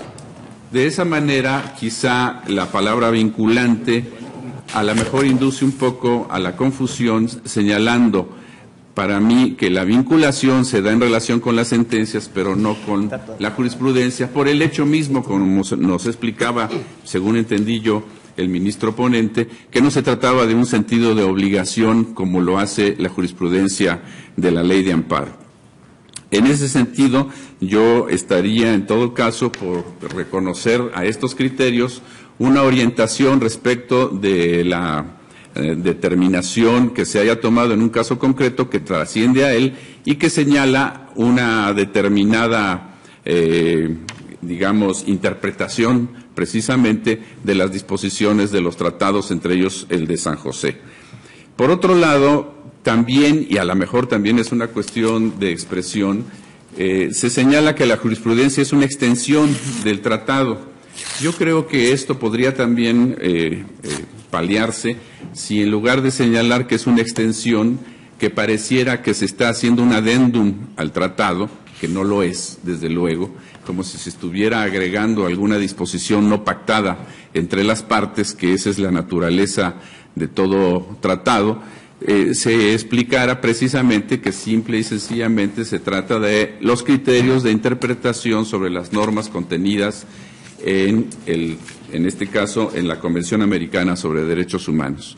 De tal manera que yo estaré en el sentido de considerar a la jurisprudencia como un criterio orientador que habrá a su vez de someter al juzgador mexicano a un análisis y ponderación respecto de los alcances que considere pertinentes para hacer efectivo el principio pro homine. Desde luego, como en la primera parte ya se estableció por la mayoría, considerando siempre las posibles restricciones que nuestra Constitución establezca y que inciden necesariamente en los alcances de esta interpretación y aplicación, no solo hechas por el Tribunal Mexicano, sino también por el propio Tribunal Internacional.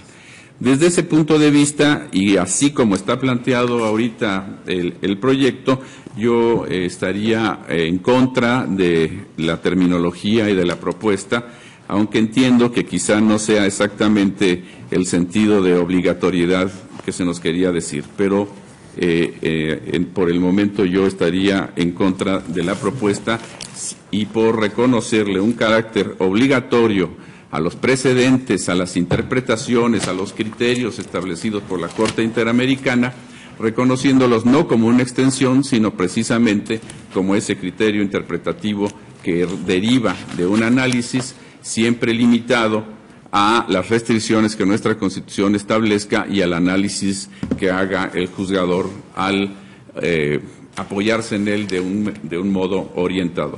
Gracias, señor presidente. A usted, señor ministro. Continúa la discusión. ¿Sí o no? Señora ministra. Okay.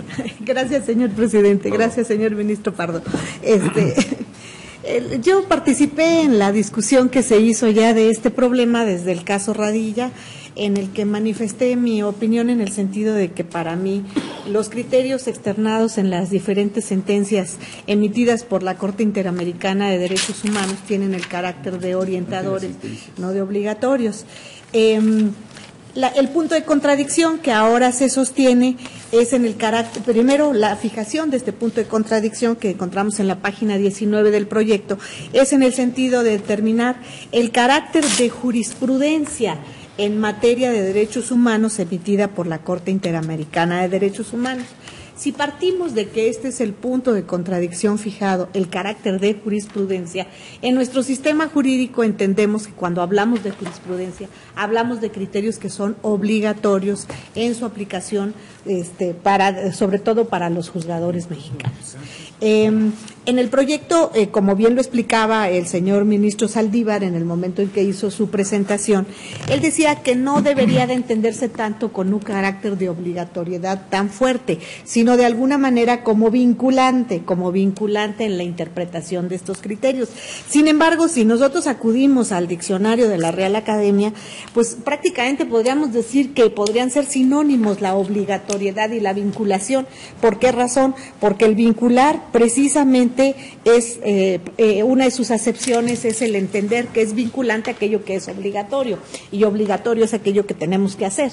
Entonces, de alguna forma para mí sí resultan prácticamente el hablar de vinculación o el hablar de jurisprudencia como tal con carácter obligatorio resultan ser sinónimos. Entonces, por estas razones, yo recurriría a lo que de alguna manera ya había externado en la ocasión anterior cuando discutimos este tema, del análisis de la Convención Interamericana sobre Derechos Humanos, conocido como Pacto de San José, así como del reglamento de la Corte Interamericana de Derechos Humanos. Pues advierto que no existe un solo capítulo en el que se determine que la obligatoriedad de los criterios puede ser más allá de lo que implica la vinculación de la sola sentencia en la cual el Estado mexicano pueda participar y como tal pueda quedar vinculado a su obligatoriedad. ¿Qué quiere esto decir? Bueno, queda vinculada la persona que es parte en el procedimiento que se resuelve por la Corte Interamericana de Derechos Humanos. ¿Por qué? Porque hay un procedimiento jurisdiccional, hay una sentencia, y si esta sentencia es condenatoria, pues evidentemente hay una vinculación al cumplimiento de lo que la sentencia establezca. ¿Pero para quién? Para las personas que forman parte de esa relación jurídico-procesal. En relación con los criterios que se externan, ya lo había mencionado el señor ministro Alberto Pérez Dayán y coincido mucho con él, en el sentido de que si hablamos de un tribunal supranacional al cual están sometidos diferentes países con diferentes problemas, en los cuales al analizar si existe o no violación de derechos humanos, tienen que analizarse también las particularidades y las situaciones específicas de cada país, pues es difícil establecer un capítulo de obligatoriedad para que esto resulte vinculante a países que a lo mejor no son coincidentes en el problema que se está resolviendo, que puede en un momento dado tener alguna situación que sirva como orientadora. Yo creo que sí, y por esa razón se adoptó desde la ocasión anterior el criterio que esta Suprema Corte de Justicia de la Nación de manera mayoritaria determinó, criterios emitidos por la Corte Interamericana de Derechos Humanos. Cuando el Estado mexicano no fue parte, son orientadores para los jueces mexicanos siempre que sea más favorable a la persona en términos del artículo 1 de la Constitución. Entonces, como cualquier otro de los criterios que emita no solamente la Corte Interamericana de Derechos Humanos, sino cualquier tribunal de carácter supranacional que en un momento dado analice una cuestión relacionada con derechos humanos, si se considera que ese criterio pudiera adaptarse a lo que se está juzgando de manera orientadora, yo no veo por qué no se pueda traer a colación en la resolución de algún asunto que nosotros llevemos a cabo. El hecho de que se resuelva de acuerdo al principio hermenéutico pro homine, no necesariamente implica que tengamos que resolver de acuerdo a lo que está estableciendo obligatoriamente la Corte. No, en el principio, la Corte Interamericana, en el principio pro homine, podemos establecer lo que es más favorable a quien en un momento dado está en la disyuntiva de un derecho.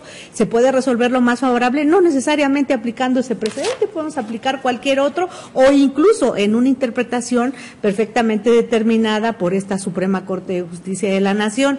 Esto independientemente de que en la reforma del artículo 1 de la Constitución debo de manifestar que el constituyente permanente, al determinar la obligación del principio pro homine constitucionalmente, está determinando que esta es una obligación de los tribunales locales, nunca la transmitió como a un tribunal supranacional. Entonces, si es obligación constitucionalmente de aplicar un principio de interpretación hermenéutica es de nosotros, pues yo considero que no tenemos por qué aceptar la obligatoriedad de un criterio que ni el convenio que la crea, ni el reglamento que la regula están estableciendo como obligatorio. Sí, como orientadores en el momento en el que este tribunal considerara que el caso puede servir de modelo para lo que estamos analizando, por supuesto como orientador desde luego que puede traerse a colación, pero sí considero que no hay la necesidad de traerlo como obligatorio ni de entender que es obligatorio, sino únicamente es vinculante para las partes en ese procedimiento,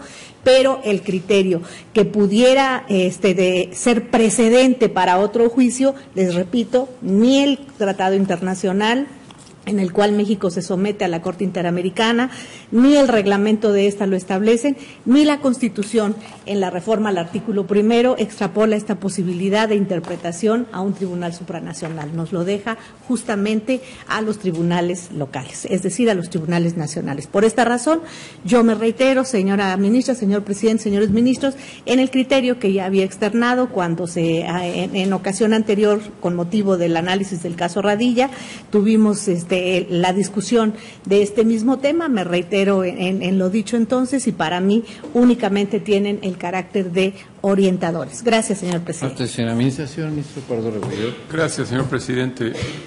Perdón, una aclaración. Sí, brevísimamente, señor presidente, con la disculpa, señor ministro Pardo. Nada más para aclarar, me hacía notar un par de señores ministros que quizá inadvertidamente para mí, cuando quise utilizar el término al final, el resumen de mi participación, de que debo entenderlos siempre como orientadores, de alguna manera dije obligatorios, cosa que si así fue quisiera corregir.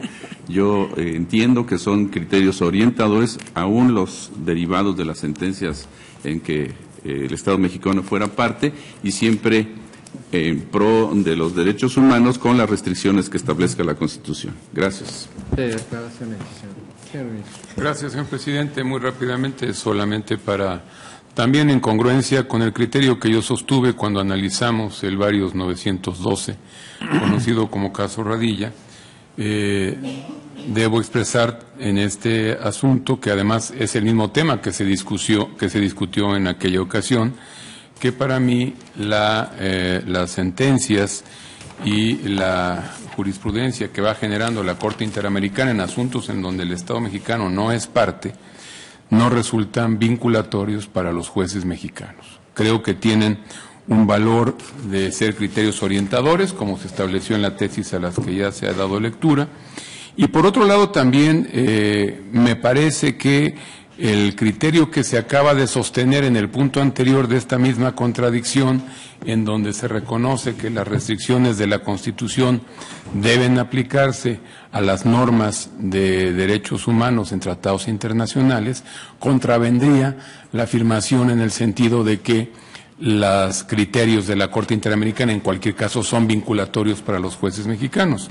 Entiendo al principio y en la presentación del asunto el señor ministro ponente ofrecía hacer el ajuste para que en este caso, en su caso, se agregara que son vinculantes los criterios de la Corte Interamericana en cualquier asunto, aunque México no sea parte, salvo las restricciones expresas que marca la Constitución, pero a mí me parece que ahí sí hay un punto de contradicción.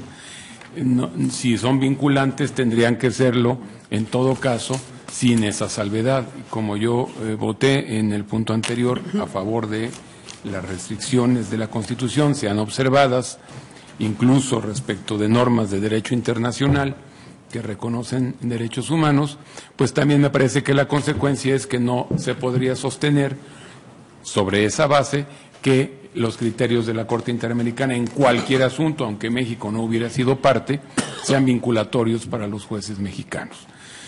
Es más, voy más allá y simplemente lo refiero. Me parece que el criterio que se estableció en el caso Radilla en relación a que las sentencias en aquellos asuntos donde el Estado mexicano fue parte, que resultan obligatorias para el Estado mexicano, pues habría que pasarla también a través del tamiz de las restricciones expresas de la Constitución. Pero, en fin, ese sería un tema que tal vez en otro caso tendríamos que discutir. Pero yo, por estas razones, estaría en contra del proyecto y mi postura sería en el sentido de que los criterios de la Corte Interamericana en asuntos donde el Estado mexicano no fue parte son orientadores para los jueces mexicanos. Gracias, señor presidente. A usted, señor ministro. ¿Continúa la discusión? Nada está por encima. Bien, en lo particular yo reiteraré mi posición cuando analizamos esto en el caso Radilla. Yo, por el contrario, comparto la propuesta que se hace en el proyecto, en el sentido de que sí, hay que darle el carácter de tomarlos como un estándar mínimo amplificador en la protección. Y esto nos lleva a no hablar solamente de orientadores, sino también que sean obligatorios. Obligatorios en el sentido que está determinando, en la forma que está determinando, y sin entrar a la discusión del tema de hasta dónde llega el concepto y contenido de jurisprudencia, sino de precedentes en este caso concreto. Señor ministro ponente. Gracias, señor presidente. Como bien decía el señor ministro Pardo Rebolledo, yo ofrecí ajustar el proyecto en esta parte, en caso de que hubiera una mayoría a favor de la vinculación de las sentencias de la Corte Interamericana en aquellos asuntos en que México fue parte. Como no es así, porque hay 6 ministros que se han pronunciado en contra, yo sometería a la votación del Pleno la tesis original, la que viene en el proyecto, en esta parte que no ha sido modificado, y en su caso, obviamente, me ofrezco a elaborar el engrose en los términos que ha manifestado la mayoría y elaborar un voto particular o de minoría en caso de que se puedan sumar algunos de los señores ministros. Ya no quisiera entrar en una discusión sobre el aspecto de fondo, que creo que lo hemos discutido de manera reiterada en muchos asuntos. Simplemente si quiero manifestar, tampoco es momento de discutirlo, que lo que acabamos de resolver hoy en modo alguno modifica la obligación que tiene el Estado mexicano de cumplir las sentencias de la Corte Interamericana en aquellos asuntos en que ha sido parte. Yo creo que esto no era materia ni de discusión, ni de debate, ni de consideración. Entonces, simplemente quiero dejarlo claro por lo que a mí respecta. Gracias, presidente. A usted, señor ministro ponente, si ninguno de los señores ministros quiere hacer uso de la palabra, vamos a someterlo a votación, señor secretario. ¿A favor o en contra de la propuesta original del proyecto, que es a la que vuelve el señor ministro ponente? Señor ministro Gutiérrez Ortiz Mena. A favor de la propuesta original. Señor ministro Cusillos. ¿La propuesta original? Señor ministro Luna Ramos. En contra. Señor ministro Juan González Sáenz. En contra. Señor ministro Saldívar Valero de la Con el proyecto original. Señor ministro Pardo Rebolledo. En contra del proyecto. Señor ministro Aguilar Morales.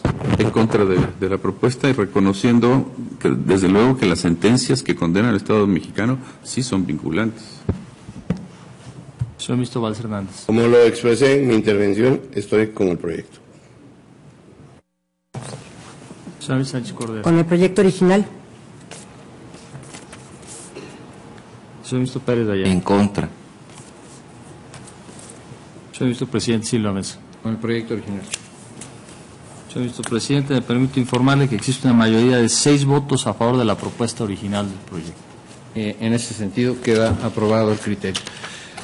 Señoras y señores ministros, ¿no hay algún otro tema pendiente de discutir en la contradicción de tesis 293? Tenemos 2 resultados de votación ya conocidos y aprobados por el Tribunal Pleno. Y en este sentido podemos decir que hay decisión en la contradicción de tesis 293-2011. Queda reservado, como siempre, el derecho de cada uno de las señoras y señores ministros a formular los votos que correspondan. Y en este caso, como en algunos otros casos donde el debate ha sido como se ha venido produciendo, esperaremos todos al engrose para precisamente formular esos votos. ¿Hay alguna consideración? Entonces voy a levantar la sesión para convocarlos al secretario verificativo el próximo jueves a la hora de costumbre en este lugar para ver el siguiente asunto bajo la ponencia del señor ministro Alfredo Gutiérrez Ortiz. Se levanta la sesión.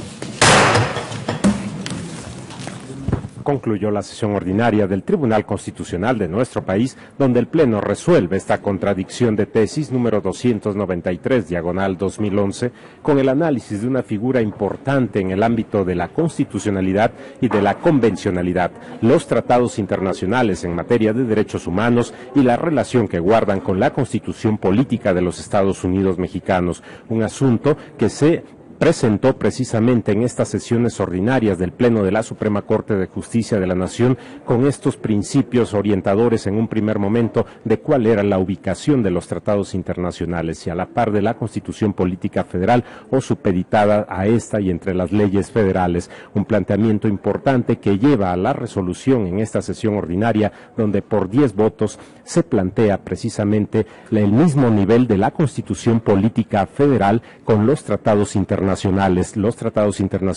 materia de derechos humanos con el rango de la Constitución Política Federal, y un punto importante en esta resolución que es el planteamiento de la sujeción a las restricciones que se expresan en la Constitución Política Federal en materia de derechos humanos. Esta es la resolución en un primer momento, en ese primer apartado que fue votado y que por 10 votos determina la situación, como reiteramos con ustedes, el nivel jerárquico, es decir, el planteamiento general de la Constitución Política Federal y los tratados internacionales como un solo parámetro de regularidad en el ámbito de la constitucionalidad y en el caso de la convencionalidad de esos tratados internacionales en materia de derechos humanos. Posteriormente, se analiza otro tema trascendente también en el contexto de esta contradicción de tesis y que es precisamente el asunto correspondiente a la jurisprudencia emanada en el ámbito internacional, es decir, en la Corte Interamericana de Derechos Humanos. Un planteamiento importante es cuál es el alcance de esa jurisprudencia que se plantea. El punto fundamental era la pregunta si esto era un criterio orientador o también un criterio obligatorio. Se plantea la jurisprudencia en el proyecto que fue votado en este momento por 6 votos a favor de que este es un criterio que determina una situación de vinculación. Este es el tema fundamental, la vinculación de la jurisprudencia en el ámbito de la convencionalidad hacia el Estado mexicano. Estos son los 2 puntos importantes que resuelve el Pleno de la Suprema Corte de Justicia de la Nación en esta contradicción de tesis número 293, diagonal 2011. Esto en el análisis que estableció respecto del artículo 1 y también del artículo 133 de la Constitución Política Federal, y uno de los puntos fundamentales también es que en la situación que se presente un caso donde aplique la Constitución Política o los tratados internacionales, aplicará lo que más beneficia a la persona, dando el ámbito constitucional y convencional al principio pro persona, pro homine. Este es el asunto que resolvió el Pleno del Tribunal Constitucional de nuestro país. Agradecemos a todos ustedes la atención a su programa, El Pleno en Vivo. Se despide José de Jesús Cruz y Baja, invitándoles para que en punto de las 9 de la noche puedan dar seguimiento a Acceso Directo a Noticias y agradeciendo su interés en este ámbito de interpretación constitucional en el Estado mexicano. Por su atención, gracias.